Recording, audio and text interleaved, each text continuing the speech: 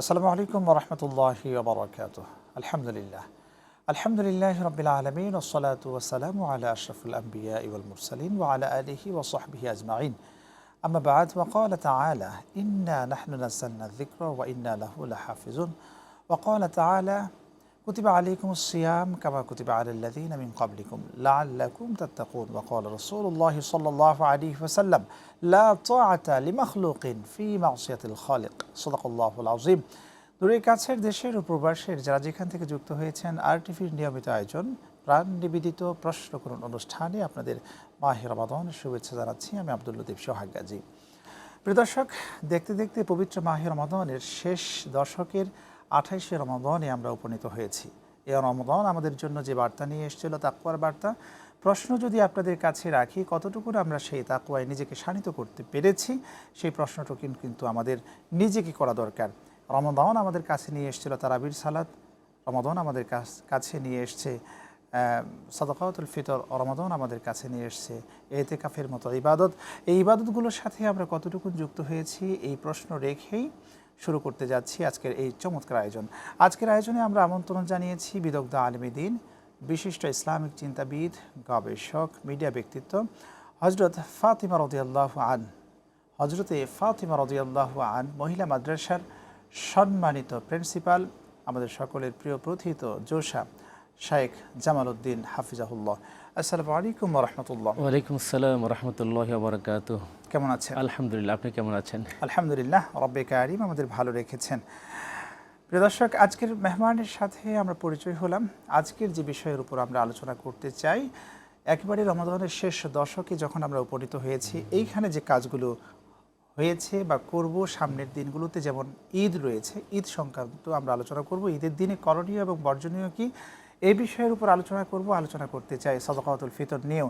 TV স্ক্রিনে একটি phone number দেখছেন, সেই নম্বরে ফোন করুন, জীবন ঘনিষ্ঠ প্রশ্নগুলো করুন। ইনশাআল্লাহ আমরা কোরআন সুন্নাহ এবং বিজ্ঞান ভিত্তিক আপনাদের করা প্রশ্নের উত্তর দেব। এবং একই সাথে আরটিভি ফেসবুক পেজ এবং আরটিভি ইসলামিক শো ফেসবুক পেজেও সরাসরি সম্প্রচার করা হচ্ছে। সেখানেও আপনাদের পছন্দের প্রশ্নটি লিখুন, সেখান থেকে প্রশ্ন সংগ্রহ করে আমরা উত্তর দেওয়ার চেষ্টা করব ইনশাআল্লাহ।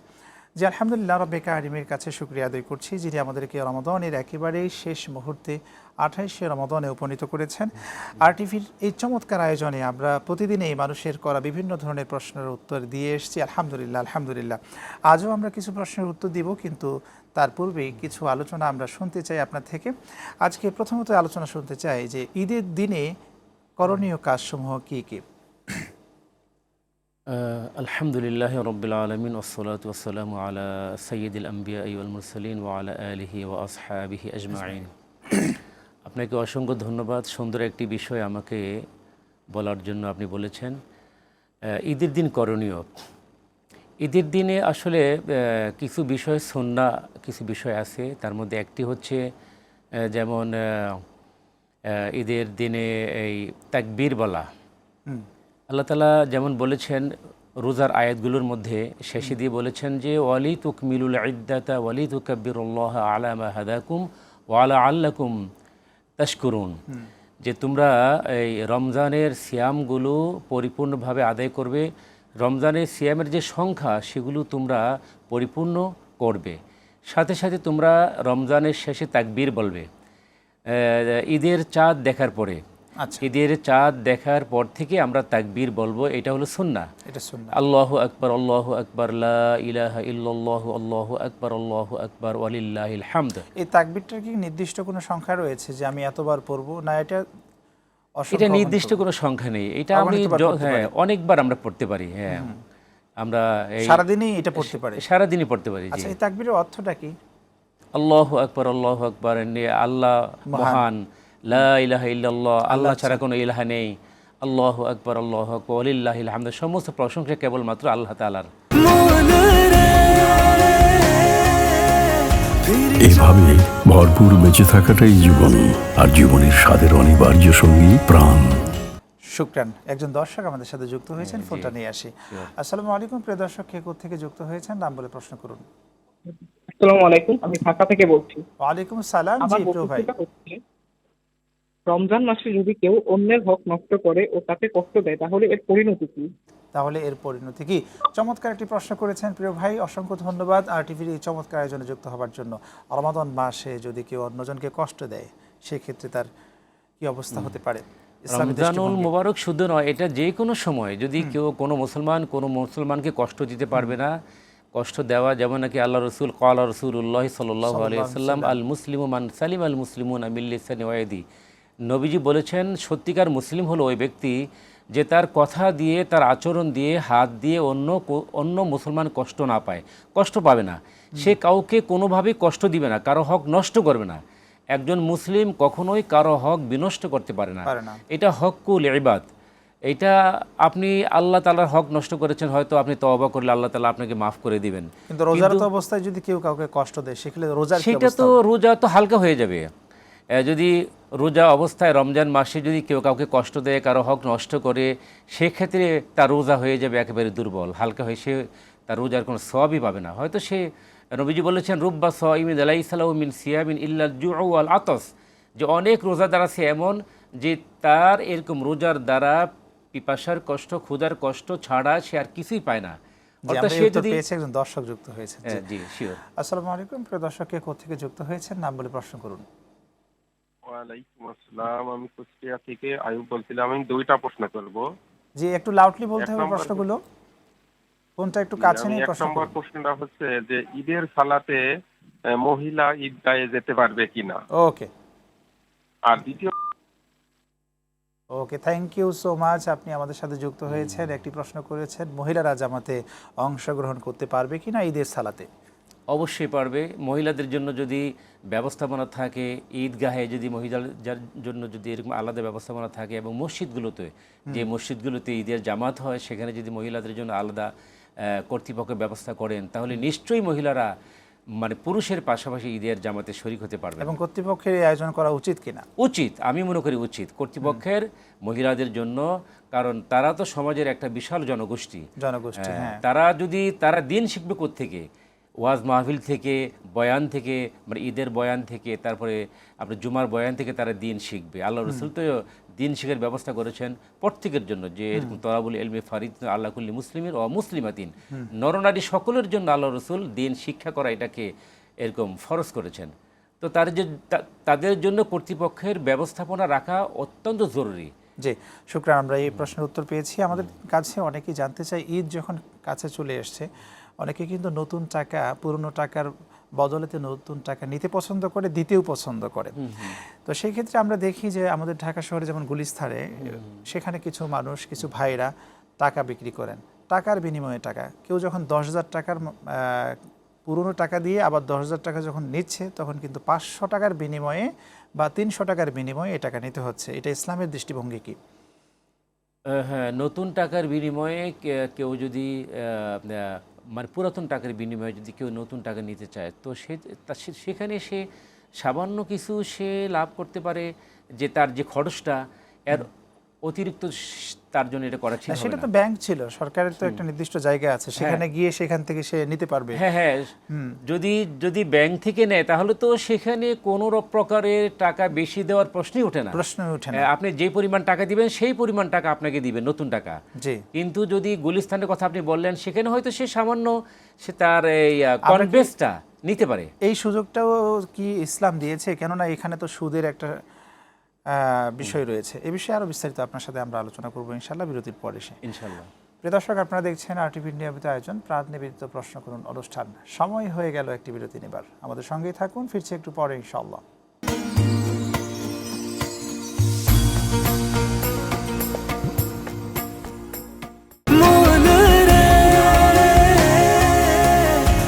এভাবে ভরপুর বেঁচে থাকাটাই জীবন, আর জীবনের স্বাদের অনিবার্য সঙ্গী প্রাণ।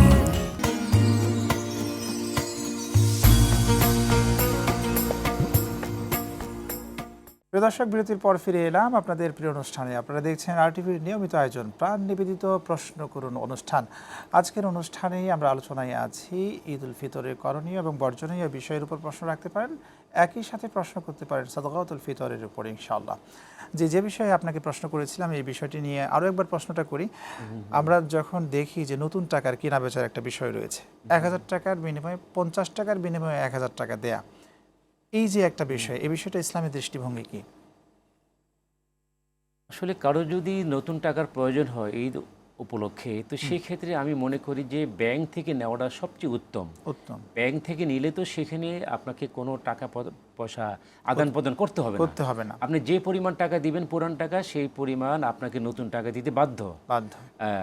তো সেক্ষেত্রে বাংলাদেশ ব্যাংকে যদি আপনি একটু কষ্ট করে আসেন, বাংলাদেশ ব্যাংকে সহজেই আপনি নতুন টাকা পেয়ে যেতে পারেন। এটা নয় ব্যাংকের সিস্টেম। আর যারা টাকার ব্যবসা করে গুলিস্তানে আপনি দেখবেন যে ওরা টাকা নিয়ে বসে আছে, ওরা হচ্ছে 1000 টাকার বিনিময়ে অনেক সময় আমরা শুনেছি যে 100 টাকাও নেয়, 10,000 টাকার বিনিময়ে অনেক সময় 1000 টাকা নেয়, 500 টাকা নেয়। এই যে উত্তীর্ণ টাকাটা নেওয়া, এটা কি ইসলামী দৃষ্টিভঙ্গিতে ঠিক আছে? কিছু তারা নিতে পারে, তাদের একটা খরচ, কারণ তারা তো ব্যবসা করছে, ওখানে টাকার ব্যবসা করছে, টাকা তা এটা তার হচ্ছে গিয়ে আপনার প্রফেশন। সেক্ষেত্রে সে হয়তো 1000 টাকার বিনিময়ে 50 টাকা নিতে পারবে, তার বেশি নেওয়া তার 1000 টাকার বিনিময়ে 50 টাকা নেওয়ার সুযোগ কি আছে?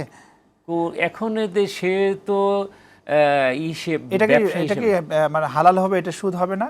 না টাকা দিয়ে কি টাকার ব্যবসা করা যায়? না, সুদ তো আরেক জিনিস। টাকার বিনিময়ে টাকা নেওয়া এটা হলো সুদ। যেমন নাকি টাকার বিনিময়ে শর্ত আরোপ করে টাকা নেওয়া ব্যাংক থেকে, যেমন নাকি আপনি ব্যাংক থেকে অথবা কারো কাছ থেকে আপনার এখন 5,000 টাকা দরকার, আপনি যদি কারো কাছ থেকে লোন নেন, সে যদি আপনাকে শর্ত আরোপ করে যে আমি 5,000 টাকা আমি তোমাকে লোন দিব, এটার বিনিময়ে 1 মাস পরে আমাকে 5,300 টাকা বা 400 টাকা দিতে হবে, সেটা এই অতিরিক্ত হলো সুদ। আচ্ছা, আমরা এই বিষয়ে আরো আলোচনা করবো। একজন দর্শক যুক্ত হয়েছেন আমাদের সাথে। আসসালামু আলাইকুম, প্রিয় দর্শক, কে কোথা থেকে যুক্ত হয়েছেন? নাম বলে প্রশ্ন করুন।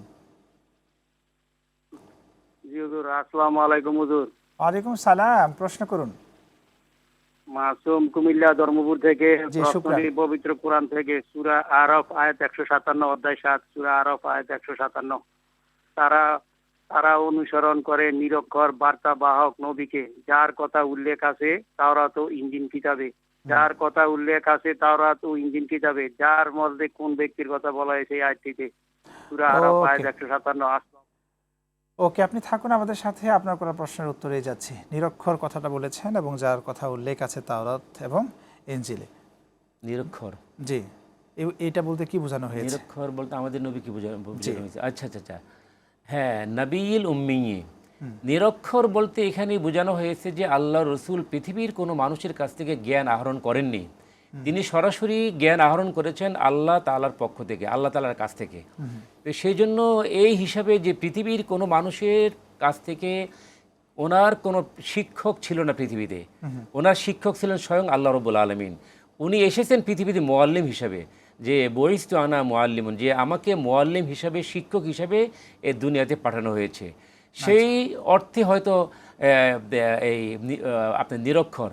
তবে নিরক্ষর কথাটি এইভাবে না বলে অন্যভাবে বলা যায়। আচ্ছা আচ্ছা, তো সরাসরি নিরক্ষর, কারণ তিনি তো সরাসরি ওনার শিক্ষক হচ্ছেন আল্লাহ রাব্বুল আলামিন।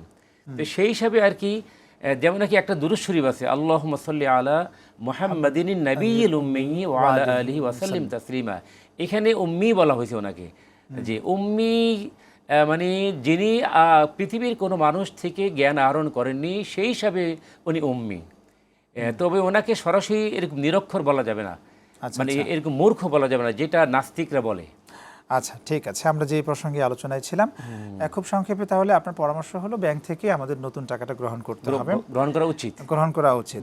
কেন এখানে তো প্রতারিত হওয়ার সুযোগ রয়েছে, জাল টাকা দেওয়ার সুযোগ রয়েছে। আর আমরা এই ব্যবসাটাই বা কেন বাছাই করে নেব? এটা কিন্তু ইসলামের দৃষ্টিভঙ্গিতে এই ধরনের ব্যবসা করা কি আজও অবধি পর্যন্ত আমরা দেখেছি সংস্কৃতিতে আছে? সম্ভবত নেই।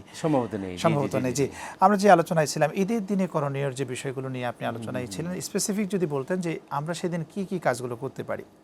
ঈদের দিন একটা বললাম তাকবীর বলতে হবে, তাকবীর বলা। আরেকটা হচ্ছে গিয়ে একটা গুরুত্বপূর্ণ বিষয় হলো চাঁদ দেখা। আচ্ছা, আমরা এই চাঁদ দেখাটা অনেকে এটাকে বেমালুম ভুলে গেছি, আমরা চাঁদ দেখি না এখন, যেহেতু এখন তথ্য প্রযুক্তির যুগ, মিডিয়ার মাধ্যমে জানতে পারি। হ্যাঁ, আমরা এরকম আপনার মোবাইলের মাধ্যমে, মিডিয়ার মাধ্যমে আমরা এরকম জানতে পারি। সেই জন্য আমরা চাঁদ দেখি, চাঁদ দেখাটাকে আমরা গুরুত্ব মনে করি না, কিন্তু একটা সময় কিন্তু আমরা চাঁদ দেখতাম। তো চাঁদ, নবীজি বলেছেন যে তোমরা চাঁদ দেখো, চাঁদ দেখে তোমরা রোজা রাখো, চাঁদ দেখে তোমরা রোজা ভাঙো। হ্যাঁ, কিন্তু এই কালচারটা কেন জানি আমাদের থেকে আস্তে বিলুপ্ত আস্তে হয়ে যাচ্ছে, বিলুপ্ত আস্তে আস্তে হচ্ছে, বিলুপ্ত জি। হয়ে যাচ্ছে। তো একটা সুন্নাহ হলো ঈদের চাঁদ দেখা, এটা আমরা করবো ইনশাল্লাহ। জি ইনশাল্লাহ। আরেকটি খুব হচ্ছে চমৎকার একটি কথা বলেছেন। আসলে ঈদের চাঁদ দেখা, নিজে দেখা এবং সন্তানদেরকে চাঁদ দেখার জন্য সেটাকে উদ্বুদ্ধ করা একটি জি, জি, চমৎকার জি, জি, বিষয় জি, বলেছেন। জি আরেকটা হচ্ছে ঈদের দিন সুগন্ধি ব্যবহার করা। আল্লাহ রসুল বলেছেন যে আমার কাছে 3টা জিনিস বেশি প্রিয়, সুগন্ধি, নামাজ এবং নারী জাতি, সতীসাধ্যী নারী জাতি। এই 3টা জিনিস বেশি প্রিয়। তো আল্লাহ রসুল তো সবসময় সুগন্ধি ব্যবহার করতেন, এই জন্য ঈদের সময় আমরা সুগন্ধি ব্যবহার করব, সুগন্ধি লাগিয়ে আমরা ঈদগাহে যাব। ঈদগাহে যাব। আপনার কাছে ফিরে আসবো ইনশাল্লাহ। একটা বিরতি নিয়ে আসি। ইনশাল্লাহ। দর্শক, আপনারা দেখছেন RTVর নিয়মিত আয়োজন প্রাণ নিবেদিত প্রশ্ন করুন অনুষ্ঠানে। সময় হয়ে গেল আরও একটি বিরতি নেবার। আমাদের সঙ্গেই থাকুন, ফিরছে একটু পরে ইনশাআল্লাহ।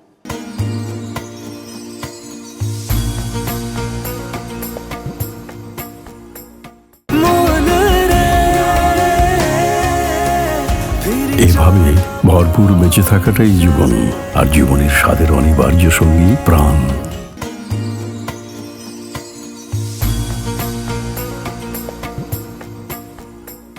দর্শক, বিরতির পর ফিরে এলাম আপনাদের প্রিয় অনুষ্ঠানে। আপনারা দেখছেন RTVর নিয়মিত আয়োজন প্রাণ নিবেদিত প্রশ্ন করুন অনুষ্ঠান।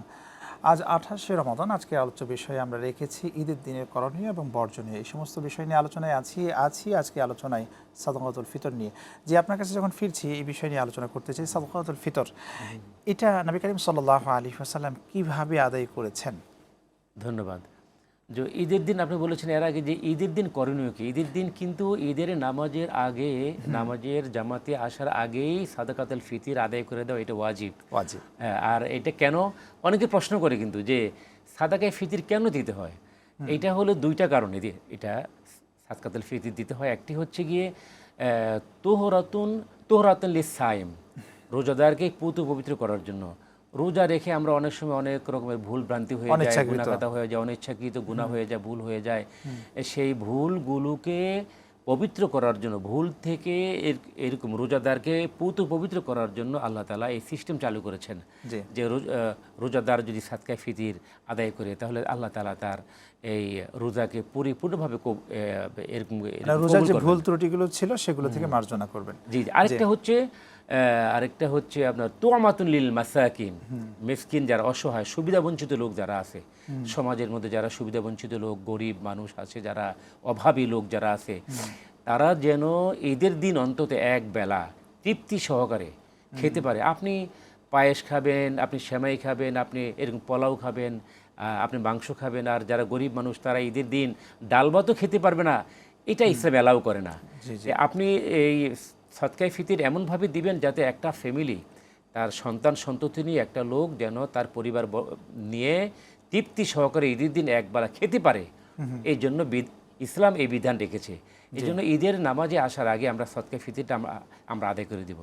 আর এটা আপনি বলেছেন যে আল্লাহ রসুল কিভাবে আদায় করেছেন, এটার হলো এই টাকা পয়সা দিয়েও সাদকায়ে ফিতর আপনি আদায় করতে পারেন। ইচ্ছা করলে আপনি এই খাবার দিয়ে, যেমন কি টাকা পয়সা কখনো দিয়েছিল? আমরা যতদিন হাদিস থেকে পাই উনি খাবারই মূলত বিতরণ করেছেন। জি, যার যেটা প্রয়োজন। অনেকের খাবার প্রয়োজন, অনেকে আছে এরকম, যদি আপনি তাকে ক্যাশ টাকা দেন, সেই ক্যাশ টাকাটা হয়তো তার বদ অভ্যাস আছে, সে হয়তো নষ্ট করে ফেলতে পারে। এবং টাকার তো একটা বিধানও আছে, যখন আমরা দান করি অনেক সময়, যাকাত দিয়ে অনেকটা সময়, কিন্তু এটা তো যাকাতের সাথে সম্পৃক্ত না, এটা তো একদিনের জন্য, ওই দিনের জন্য। আপনি যেটা বললেন খুবই চমৎকার, যে আসলে তার প্রয়োজন অনুযায়ী যতটুকু প্রয়োজন অতটুকুন দিতে হবে।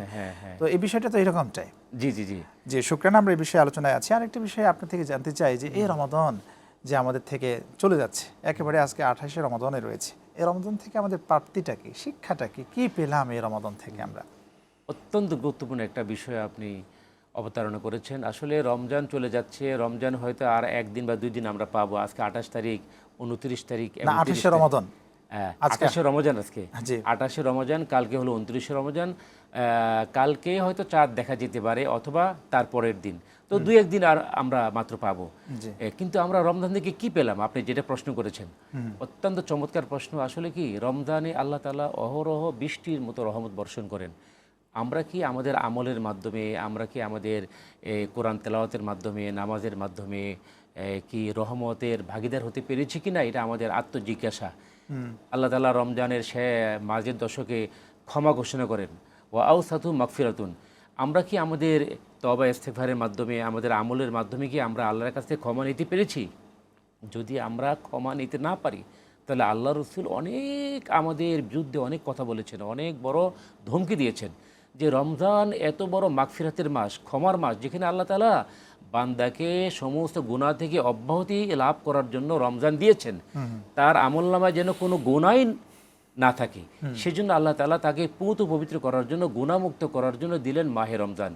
এত বড় মাহে রমজান পাওয়ার পরও যদি তার গুনাহ থেকে যায় আর রমজান চলে যায়, রমজান চলে গেছে অথচ তার গুনাহ এখনো মাফ হয় নাই, তাহলে নবীজি তার বিরুদ্ধে, হযরত জিবরাইল আলাইহিস সালাম তার বিরুদ্ধে বদদোয়া করেছেন, আল্লাহর রাসূল আমিন বলেছেন। আমিন বলেছেন, আপনি জানেন। জি। এই জন্য রমজানের যে কয়েকটা এই দিন আছে, এই সময়গুলো আমরা খুব বেশি করে আমরা তওবা ইস্তেগফার করব, যেন আল্লাহ তাআলা আমাদের আমলনামা গুনাহ শূন্য করে দেন, আমাদের আমলনামা যেন কোনো এরকম গুনাহই না থাকে। আরেকটি বিষয় খুব চেষ্টা করা দরকার। যে চেষ্টা করা দরকার, খুব চমৎকার বলেছেন। খুব সংক্ষেপে যদি বলতেন, ঈদের দিনে আমরা দেখি অনেক ভাইদেরকে তার অপসংস্কৃতির যে বাদ্যযন্ত্র, সেটা দিয়ে এমনভাবে একটা সমাজে পরিবেশ তৈরি করে, ডিজে পার্টি থেকে শুরু করে, আপনি তাদের উদ্দেশ্যে কি বলবেন? তাদের উদ্দেশ্যে আমার বলা এটাই যে এটা অত্যন্ত গর্হিত কাজ। তোমরা রমজান মাসে রোজা রাখতে, রমজান মাসে এরকম স্বতঃস্ফূর্তভাবে নামাজ পড়েছো, তারাবি নামাজ পড়েছো, কিন্তু ঈদের চাঁদ দেখার সাথে সাথেই সব বদলে গেল, হঠাৎ করে সব বদলে গেল। তোমরা রাস্তার মোড়ে মোড়ে এরকম লাউড স্পিকার দিয়ে এরকম গান বাদ্য করা, এটা অত্যন্ত খারাপ। তার মানে কি তোমার রোজা আল্লাহ তাআলা কবুল করেন নাই, তুমি এটা থেকে ফিরে আসো। মানে রোজা থেকে আমরা শিক্ষা নিতে পারি। জি জি জি। যে শুকরান, অসংখ্য ধন্যবাদ আমাদেরকে সময় দেওয়ার জন্য। আপনাকে অসংখ্য ধন্যবাদ। প্রিয় দর্শক, পবিত্র মাহে রমাদানের আজ 28তম রমাদান। আবারও বলছি, কি শিক্ষা নিলাম এই রমাদান থেকে, সেই বিষয়টি অন্বেষণ করুন, খুঁজুন, এবং আজকে থেকেই তওবা করে নতুন পথে ফিরে আসি, তাকওয়ার পথে। রব্বে কারিম আমাদের সকলকে পবিত্র মাহে রমাদানের তাকওয়া পরিপূর্ণভাবে অর্জন করার তৌফিক দান করে দিন। আমিন। আসসালামু আলাইকুম ওয়া রাহমাতুল্লাহি ওয়া বারাকাতুহু।